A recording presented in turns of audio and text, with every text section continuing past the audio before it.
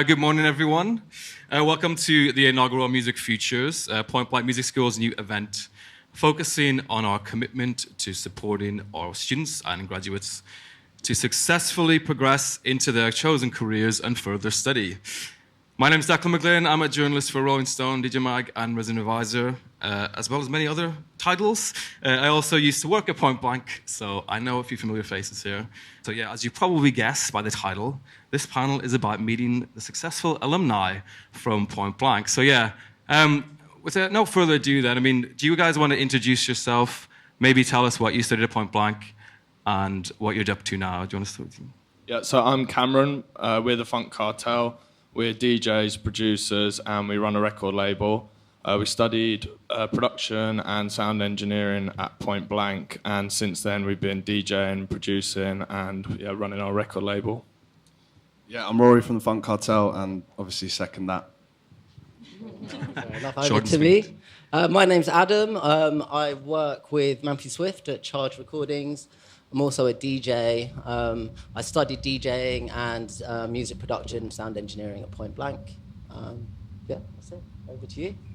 Hi everyone, I'm Florentia. I'm the newest resident DJ for the global dance music brand Elro. I also used to work at Defected Records just after I graduated Point Blank around 2 years ago. So I done a year's internship there. And yeah, I'm just now touring with Elro now. And I did the music production and sound engineering degree at Point Blank for 3 years. I also, prior to that, did a online Logic Pro course to get into the degree course. And then during lockdown, I did like to start get through spare time. I did the complete DJ course as well. So I've done a bit of a range at Point Blank, but you're a veteran now, yeah. But the main one was the 3-year music production degree, yeah. Hi, I'm Taylor J. I actually won a scholarship to go to Point Blank, and I did introduction to production and DJing, but I had been DJing previously, and currently I'm just playing around in London, played in Fabric a few times, and yeah. Nice one. Taylor J, do you want to, you said you won a scholarship to go to Point Blank, but you've kind of, since then, you've gone on to really big things with mixes for like DJ Mag and Resident Advisor and Mix Mag. Can you talk us through what that progress was like from the early days of your career, getting a scholarship when you first started DJing, to what did it look like? What did that progress? What were the steps that you took to get to that point? I think before I came to Point Blank, I was obviously self-taught, but a lot of that was sort of through like just trial and error. So when I came to Point Blank, it allowed me to actually get some guidance on a lot of things. Even with like my DJing, there was a lot of things I didn't really understand about the decks and like how to use certain things.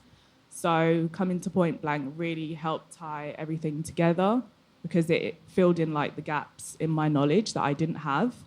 And also just learning a new DAW, because I learned to use Ableton, and I think learning Ableton on your own for me was like impossible. So having someone like guide you through each step was really helpful to, going out into the world and kind of continuing and growing in what I was doing already. And was it also, I guess, about building confidence and also having like people around you who are into the same thing to like encourage you? Yeah, 100%. It was always nice to be around people that had the same passion as you and people that, liked the same sort of music and had the same sort of drive as well. Yeah, nice one. Fluenty, you just mentioned, well, how recently was it you won the Elro competition? Or did you? Yeah. So Elro launched their up-and-coming residency program last year.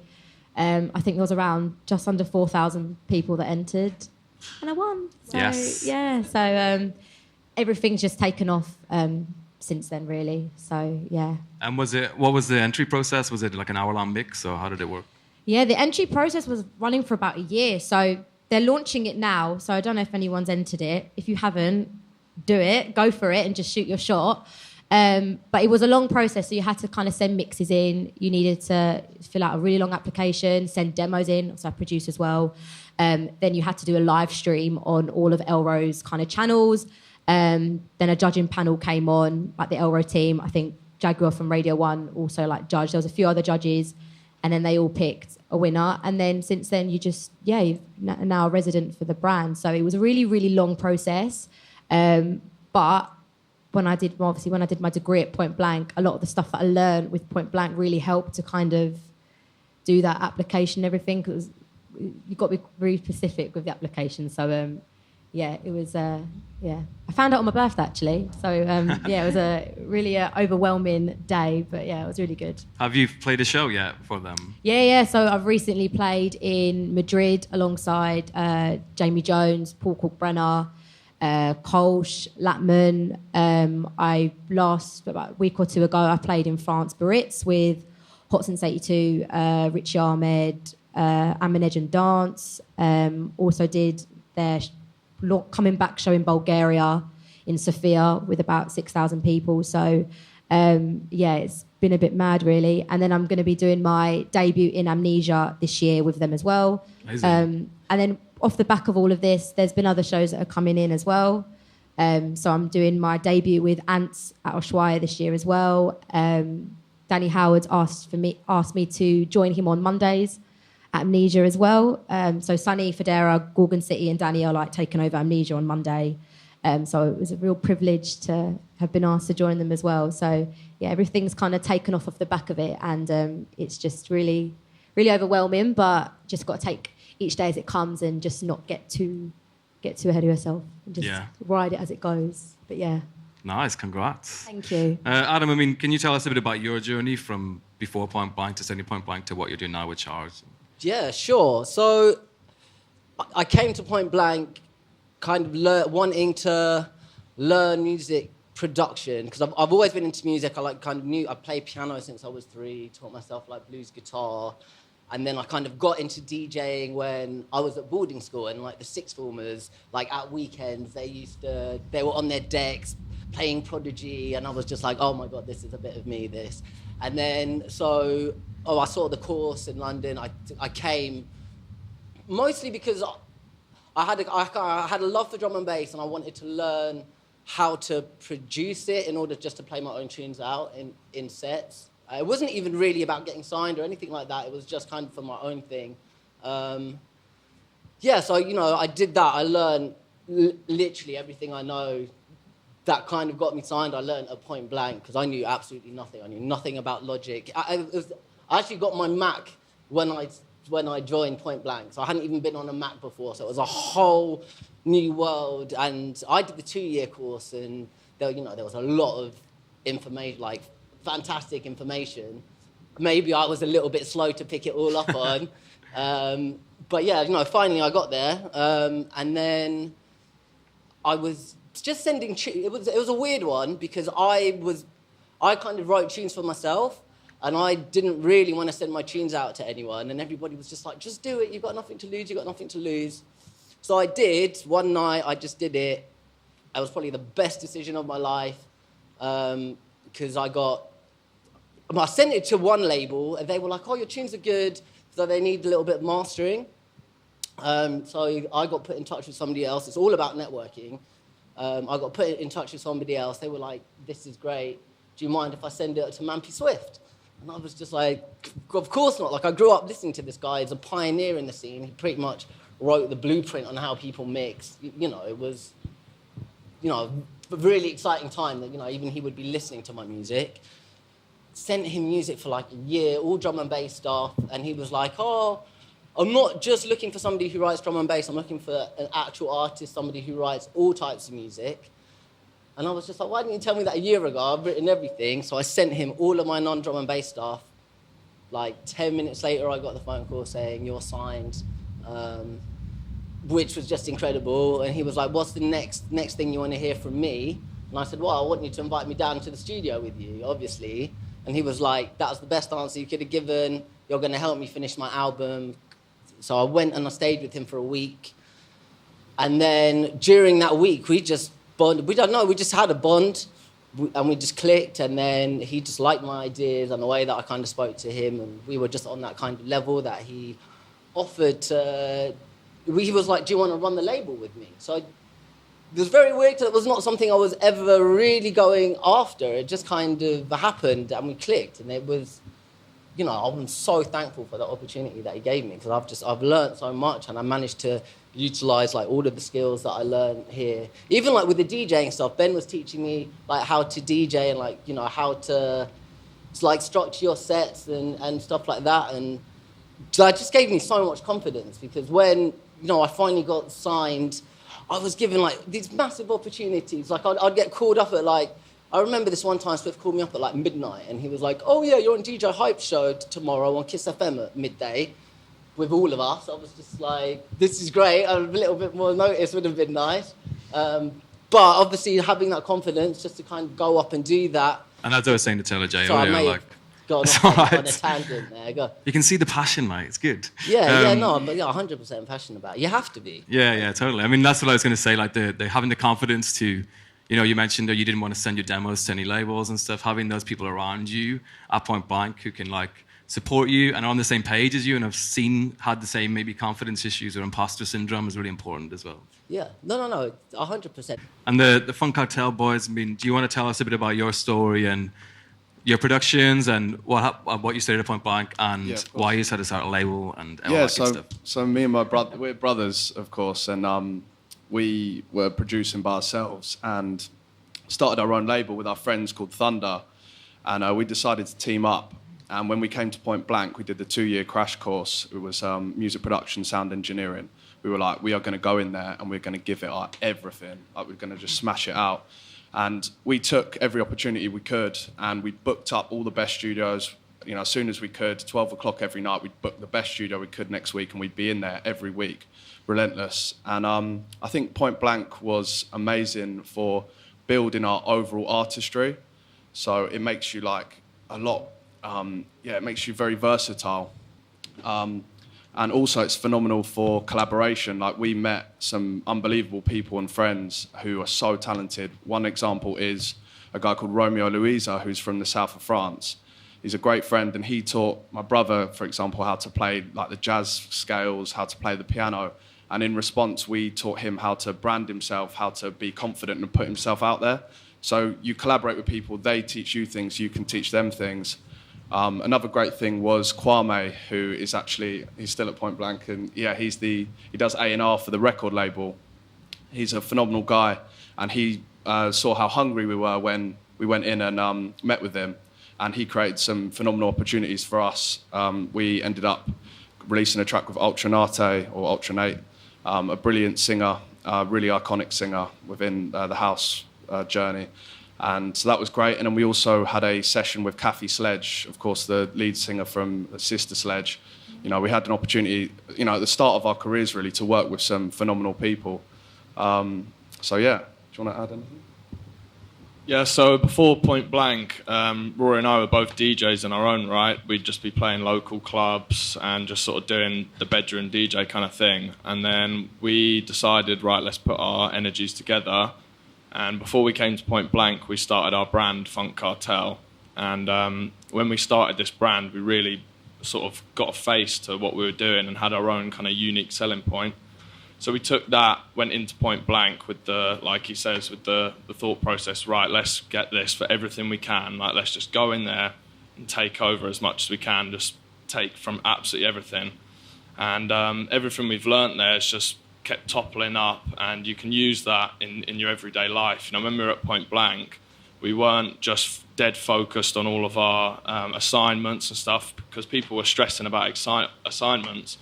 We spent all of our time just grafting away on what we were doing, and then anything that we learned at Point Blank would be helping us as we're just growing in our career. So we had like a clear, identifiable journey to go down when we got to Point Blank, and I think that was important for us. And coming out of Point Blank when you graduated, I mean, what was the biggest shock about the industry that maybe you weren't prepared for? What was the biggest learning curve once you got out of Point Blank? Taylor J, do you want to start? I don't know, it's weird because I was already playing before I came here. But obviously leaving, I think sometimes you can be under the assumption that, okay, I've done a production course or a DJ course, and once I leave, I'm going to get all the gigs in the world and my career is just going to blow up and it's going to be amazing. And that's not always the case. It's like what you learn in this like in Point Blank and what you study, you still have to go and nurture that once you've left. And you've got to be prepared to understand that the industry is not going to be very easy to get into, despite the qualifications you might have, despite, you know, everything that you've studied. It's still something that, yeah, it's great to have, but again, you then have to go into the industry, and then that's a whole completely different side of things. And it can be quite, you know, daunting, and it may not always work out exactly how you think it's going to go and how it's going to be. But again, use what you have, the opportunities you have to network with the people that you meet at Point Blank. And once you leave, continue to keep in contact with those people, because you don't know where anyone's going to end up. And that might be the difference between, you know, playing locally and playing abroad. It just might have been someone you met who introduces you to someone. So, yeah, I think coming out, I realised that it's not that easy just being able to, you know, make a track or DJ. It doesn't necessarily mean you're going to blow up overnight. But again, use what you have to help potentially get you there. Yeah, good advice. Valentia, do you want to follow on to that? Well, when I graduated Point Blank, it was mid-pandemic, so we were all getting told to pack up and reskill. So the music industry, and especially like the nightlife industry, was completely like an absolute write-off. So whilst I was at Point Blank, so Cam and Rory said how like they were at Point Blank and they were already doing a lot with your stuff, and you were like using your studies as a way of like pushing forward. Whereas for me, I literally put my heart and soul into like my modules. Like I wasn't really kind of producing much, because then what I was basically doing, I used my assignments at Point Blank and what I produced as a portfolio. And this is actually how I got the job at Defected, because I didn't actually have a music industry job before Defected. So when That's I got a good start. Yeah, great start. But when I got in contact with Wes Saunders, so the careers advisor at the time was Tejan, he helped put me in contact with Wes Saunders, who's the managing director of Defected. Obviously, I didn't have any music industry job prior. However, I did go Point Blank and I did do a 3-year degree. And Wes was like, you know, let's see your, like, what can you do? Like, well, let me see your work. I literally sent all my assignments I did at Point Blank was basically my portfolio. So like music entrepreneur, music industry, just some productions that I made whilst I was at Point Blank. That was all kind of sent as a portfolio, sent that to Wes. And then I got the job at Defected, which was absolutely amazing. So whilst we was in lockdown, record labels were still running. So it was great to learn about what goes on, obviously as an artist, but also what goes on behind the scenes at a record label, like how it all works, what goes on behind the scenes and everything. So it was a real great learning curve. And then, like I say, when Elro came, and this is what we were saying earlier about like not everything is going to be like as they seem. Like when something like Elro came along, it was like a complete kind of ball game had like kind of changed, and you do get thrown in the deep end. Like it was very much so like a catapult kind of went, and I was then finding myself in the room with some people that I never thought I'd be in the room with, not at this early, like this stage anyway. So like people like Jamie Jones was like an absolute idol to me. So to be able to like be on the same stages as them is like amazing. And one thing I have learned from doing this is, especially coming away from Point Blank as well, is that you need to put in as much as you can to get out of it. So don't think that things are just going to be handed to you on a plate. Like it's really not in this industry. You've got to put yourself in that room with those people. And if there's just someone standing over there, you know, if you don't go up and talk to him, then somebody else is going to do it and you're going to miss an opportunity. And it's the case of just don't say no. What's the saying? Like, don't say no for them when you haven't even bothered asking yourself for like opportunities. And that's what I've really learned. If you don't ask, you don't get. That's what I go by in this industry. If you don't ask, you don't get. Fact. Yeah. So always just shoot your shot, take a chance, and just because you never know what's going to come from it, and just really just try and get over barriers that you're putting up, because I feel like it's very hard being an introvert in this industry. Thankfully, I'm not. I am an extrovert. I do find it easy to make friends and just kind of put myself in those situations. But if you are someone that can be quite shy, you do need to kind of overcome those barriers quite quickly in this industry, because it's a very fast-paced industry. And if you're too shy to kind of grab an opportunity, somebody else is going to do it. So you've got to really make sure you kind of take down those barriers and just put yourself in those situations, because the rewards that come back from it are amazing, and you'll feel good for yourself. You're not doing it for anybody but yourself. Just remember that. If you don't do it, then no one else is going to do it for you. So that's one thing. Good advice, definitely. Adam? Yeah, well, I was going to just say, I mean, it is so fast-paced now. That's what I kind of learn. Because I remember when I kind of grew up, like DJs, they would play a tune for however many months, they'd get the hype up, then it would come out on vinyl, and, you know, that tune would be a big tune for the summer or whatever. Now it's not so much like that. You know, you don't even need to be signed to a label now to release tunes. Like, anybody can just release a tune now if they want to. But what I have learned is, I mean, sadly, social media does come into a lot of it now. Even like as a label, you could have the best music, but we would also still look at your social media, and if you're cursing or you're putting up, well, like for us, like drugs are a big no-no. We don't really want to be associated. Obviously, it goes on in the scene, but we don't really want to have our artists, you know, out, you know, doing whatever. That's not really a good look. It's not something that we want to promote. So there's a lot to kind of consider. It's not even just about the music.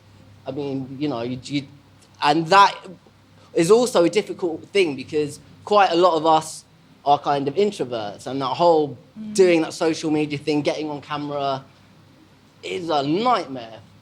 But it is something unfortunately, you do need to do now. Yeah. And it's that's kind of what I've learned, and I find like quite hard because it's completely out of my comfort zone. And that's why I got into music in the first place, was just to kind of express myself, because I found it hard to express myself in other kind of social situations. But now, you know, I've seen careers end in literally, like, you can just do one stupid thing or send one stupid text message and it gets put on Facebook and you're cancelled. So, like, that's what I've kind of learned is, you know, if you want a long-term thing, you obviously got to keep producing. Sorry. Just be professional at all times, and you know, you have to work hard at it. If you want it, guaranteed. If you work hard every day, something will come of it. Do you guys want to pitch in on that?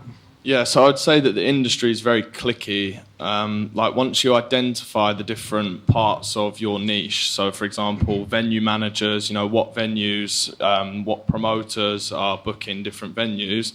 Once you've identified that, then you can kind of map out everyone that's doing their thing in your scene. And then once you've got that, it's just to like add to what Florentia says. It's just you've got to make the step. I once, when we were at Point Blank in our second year, went into 93 Feet East, which is a club on Brick Lane, and I just sat there for an hour waiting for the manager with no idea what I was going to get or who I was going to meet. Sat there for an hour on my own like an idiot, and then eventually got a tap on the shoulder, and it was the manager. I sat down with him, and we hit it off straight away, and since then we've had a great relationship with them, and we get booked there all the time, and it all just came from going into a venue which I identified as a good place to network, sat down, asked for the manager, made that step, and then he respected the fact that I'd been waiting around and took that step to try and get the opportunity. And he gave it to us, and it's happened a few times. If you just put yourself out there and identify people to talk to, go and sit down and have a chat with them. You never know what opportunities you might get, and that's a good way to get yourself going. I'd also say create your own opportunities. So, for example, we have Thunder, our label. Before anyone would book us, we created a little group of friends, started our own events, and then you create yourself your own gigs. So that's my advice is as well, team up with like-minded people, find a little venue, you know, play, get all your friends to come and support, and then you're actually playing. You've created yourself your own sets, and then more sets can come from that. Yeah, I just wanted to follow up on something you said quickly about face-to-face relationships, because everything is so easy to just DM someone now, and anybody can DM anyone on Instagram, but the value of face-to-face relationships can't be overstated, to just go in and speak to them face-to-face. So yeah, it's worth pointing that out, yeah. Think outside of the box. Like, it's one thing I did, and it's come round full circle now, like what you did, waited outside. I sat 2 weeks on the trot outside Radio 1 for Danny Howard with a box of donuts and a personalised USB in hope he'd play my demos on Radio 1. Ended up meeting him, had a good conversation. he didn't play my tracks on the radio, but we kept a really good relationship.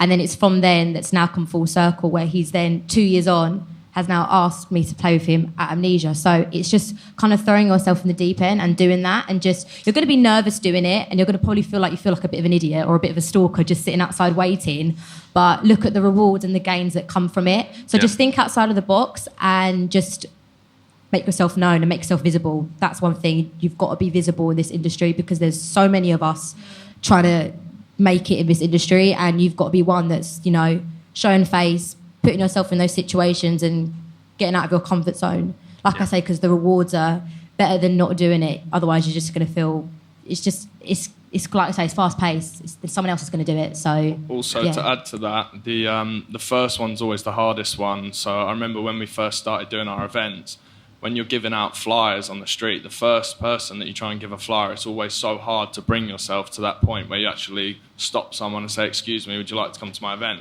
But by the end of the day, you're so good at it, you've just like done it all day, then you get better and better and you get less nervous, and it's just like the same with anything. You rock up to places, ask for opportunities.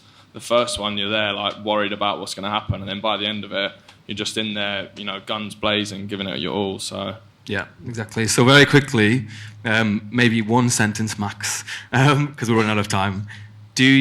What advice would you give to yourself on day one at Point Blank, if you could do it now, about the industry? What piece of advice would you give? If you could go back in time to the first day and say, this is the best advice of what I've learned so far. I think if I could go back, I would have... It was a difficult time when I was at Point Blank because I wasn't very well, but if I was, I would have spent a load more time with all the different tutors, learning, like, not just people that I knew made stuff that I was into, but sort of explored different tutors' kind of ways of production and doing things, and whether it was like my vibe or not, just learning. Yeah, so just learn from everyone. Yes, good advice. I'd say keep going, really. Keep going and don't stop. Like, don't stop. I know, like, it will seem tough. There'll be some hiccups along the way, but just build resilience and keep going, because there's greater that's coming. So just keep going and build resilience, and yeah, just don't stop. And have faith. Have faith and believe in yourself, because if you don't believe in yourself, nobody else is going to. Have faith and, you know, manifest what you want. That's what I say, yeah. Just keep going. Yeah, I mean, the thing that I wish I did more, actually, was just kind of utilise the studios a bit more, and probably try and get as much information out of whoever the students can teach you, as, you know, as much as teachers, just whoever, just, you know, like Fluenty said, the network with people, interact with people. But yeah, I mean, my main thing would be using those studios, because they're great, and that stuff is expensive. Like, once you come out and you haven't got access to it, like, you notice it. So why you got access to it? Definitely, yes, make use of it. Good idea. I'd say make sure you enjoyed the journey, and also make sure you celebrate the small wins along the way. Perfect. I would say really spend some time homing in on what you want from your artistic journey. So, you know, if you're doing drum and bass or house music or whatever, like, really identify your niche inside of your field, and then make sure that you're... Make sure your brand identifies with the music you're putting out there, because, you know, visually and through audio, you're putting out a message and a brand, and that wants to be clear and focused throughout. So I'd say just stick to your guns and home it in. Yes, nice one. I don't think we got time for questions, but I'm sure these guys wouldn't mind talking to some of you in the corner of Fabric. Probably happened before. Anyway, give it up for our panelists.